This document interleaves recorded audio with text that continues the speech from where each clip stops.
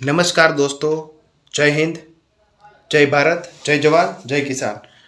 ગયા અઠવાડિયે જે હળદળ મુકામે અમારા નિર્દોષ 85થી વધુ ખેડૂતો સાથે સાથે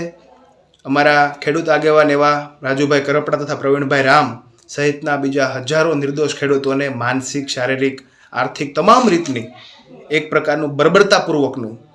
પોલીસ પ્લસ ભ્રષ્ટ ભાજપના લોકોએ સાથે મળીને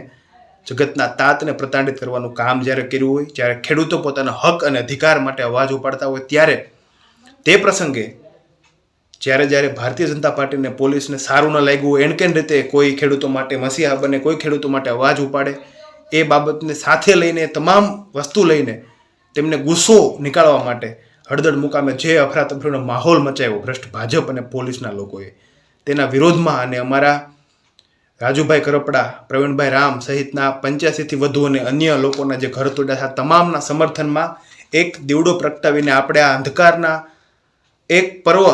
કે જે રીતનો અંધકારનો એક પર્વ આપણે ગણી શકાય કે લોકશાહીનો અંધકારના પર્વને અંદર આ દિવાળીના ઉજાસના પર્વમાં કન્વર્ટ કરીએ અને એક દીવડો આપણે આના સમર્થનમાં પ્રગટાવીએ. અને હું તમામ ગુજરાતના ખેડૂતોને આહવાન કરું છું કે એક દીવડો આ તમામ આપણા જગતના બાપ જે ખેડૂતોની લડાઈ માટે લડે છે એમના માટે, એમના સમર્થન માટે, જેથી કરીને આવનારા સમયમાં ખેડૂતોની મજબૂતાઈ વધે એ જ તરફના પ્રયાસ રહેશે. સાથે સાથે પોતાના હક અને અધિકાર માટે એક ખેડૂતો જ્યારે આજે જેલમાં છે એના સમર્થનમાં હું એક દીવડો પ્રગટાવીને એમનું સમર્થન વ્યક્ત કરું છું. જય હિન્દ, જય ભારત, જય જવાન, જય કિસાન. આ દીવડો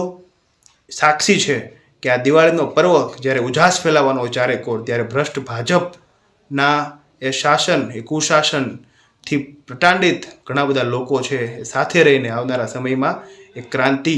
લાવવાની છે, એમાં કોઈ શંકાને સ્થાન નથી.